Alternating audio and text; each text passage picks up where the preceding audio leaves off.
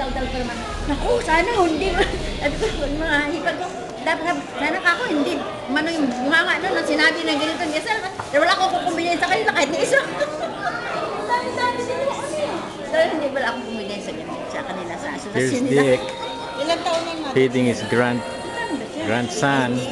Balak niyang bakit siya pupunta sa kasal? Oo naman, dapat mo. Oo, okay lang. Kailang Ganun yun. Yung mga kapitbahay na sinasabi niya. Hindi, pinagyayabang lang kayo. Buti na nga yung pinagyayabang niya na. basta ikaw. Hindi, baka alam mo naman sa mga, yung mga chismis. Bagay na bagay, di ka. Pag-alaga na apo mo ah. Bagay na bagay ka. Ilagay mo sa website, ha? O sa YouTube. Uy, lapad mo. Ganda naman yung mukha ng apo mo. Itapigan ng itaas mo na kundi. Para makita yung mukha ng makakita naman ng gwapo. O sabi mo, ito ka mo dahilan kung bakit hindi siya uwi ng reunion. May inaalagaan. Kapag kayo sa apo ha? Ha? Ano? Tawanan mo din siya.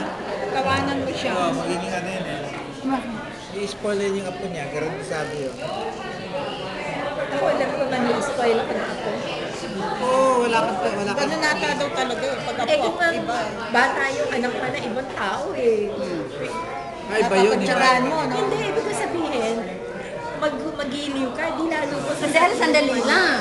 Sandali lang. Pero sa apo mo, wala ka. Kaya nga, di lalo pa. Walang comparison. Kasi kami Naku, ang bilis naman yung ano. may baby kami sa church eh. 1 year old, magto 2 years na yan si Zoe. Ay, kapag nakikita ko yun sa church, eh di kapag nag-service kami ng Friday, pupuntahan ako noon. At inaano ko, kasi parati ako may dalawa. Meron hindi kumain ng cake. Kaya gusto ko. Kanino cake yun? Sa'yo? Wala. So, Aanuhin niya, bubuksan niya. Bubuksan niya yung bag. naghahanap. Hahanap siya ng kung anong ano dyan. Makakain. Oh, Hil, tama na. At baka masunog. Kaya pag nakikita naman ako, malapit ka agad sa'yo. Ah? Sa akin ba to? Kanino to? Ay, di ba? Ewan ko. Busog na. Ang dami ko nakain. Saan ba masarap na pagkain dito? Bibili nga kami na may uwi. Sa ano? Mabaon. Ito sa mga malapit dito na ako hindi ko... Pinoy-Pinay. Sa Goldilocks. Pinay nyo